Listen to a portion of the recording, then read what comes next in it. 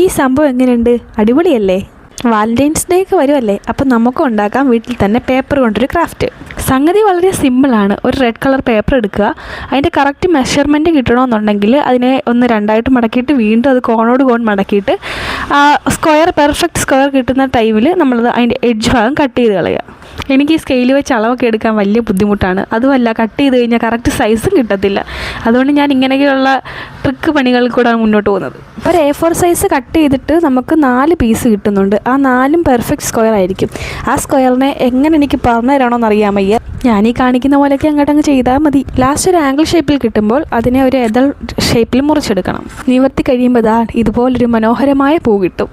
ഇതിൽ നിന്ന് ഒരെതളിനെ നമ്മൾ ഫുള്ളായിട്ട് മുറിച്ച് മാറ്റുന്നുണ്ട്. മുറിച്ച് മാറ്റിയിട്ട് ഒരു ഡബിൾ സൈഡ് ടേപ്പ് ഉപയോഗിച്ചിട്ട് ആ 2 എഡ്ജ് എതളുകൾ തമ്മിൽ ഒന്ന് കൂട്ടി ജോയിൻ ചെയ്യണം. അങ്ങനെ കയ്യിലുള്ള എല്ലാ ഫ്ലവേഴ്സിനും ഏകദേശം ഒരു 7 പീസ് വേണം. അതിനെ മൊത്തത്തിൽ നമ്മൾ അങ്ങനെ ചെയ്തെടുക്കാം. അപ്പോൾ മനോഹരമായ പൂക്കൾ ഇവിടെ വിടർന്നിരിക്കുകയാണ്. ഇനി ചെസ്റ്റ് നമ്പർ 2 ഒരു ബ്ലാക്ക് പേപ്പർ, അതും A4 സൈസ്. അതിനെ നമുക്കൊരു ബുക്ക് പോലെ അത് 2ആയിട്ട് മടക്കിയെടുക്കാം. അതിനകത്താണ് മൊത്തം പരിപാടി നമ്മൾ ഫിക്സ് ചെയ്യാൻ പോകുന്നത്. അടുത്തത് ഇവിടെയാണ് എല്ലാവർക്കും പണി കിട്ടാൻ പോകുന്നത്. സൂക്ഷിച്ച് ചെയ്തില്ലെങ്കിൽ പണി പാളിപ്പോവും. ഒന്നുമില്ല, നമ്മുടെ മൈൻഡ് ഔട്ട് ആകാതിരുന്നാൽ മതി. കറക്റ്റ് ഞാൻ വെക്കുന്ന പോലെ തന്നെ ഓരോ ഫ്ലവറിനെയും അതാത് പൊസിഷനിൽ തന്നെ പ്ലേസ് ചെയ്യുക.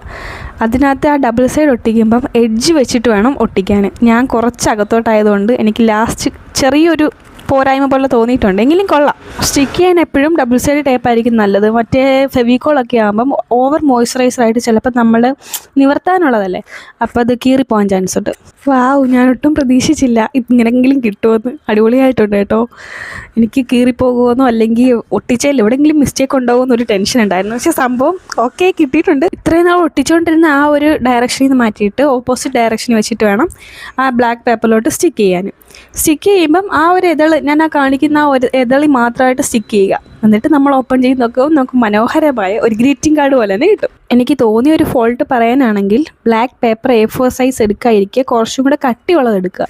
പിന്നെ ഒരു ഗ്രീൻ പേപ്പർ എടുത്തിട്ട് ഒരു ഇലയും ഒരു തണ്ടും സെറ്റ് ചെയ്യണം. പിന്നെ ഞാൻ കുറച്ച് ലവും അതും ഇതുമൊക്കെ വെച്ചിട്ട് അഡ്ജസ്റ്റ് ചെയ്ത് ഇങ്ങനെ ആക്കി എടുത്തിട്ടുണ്ട്.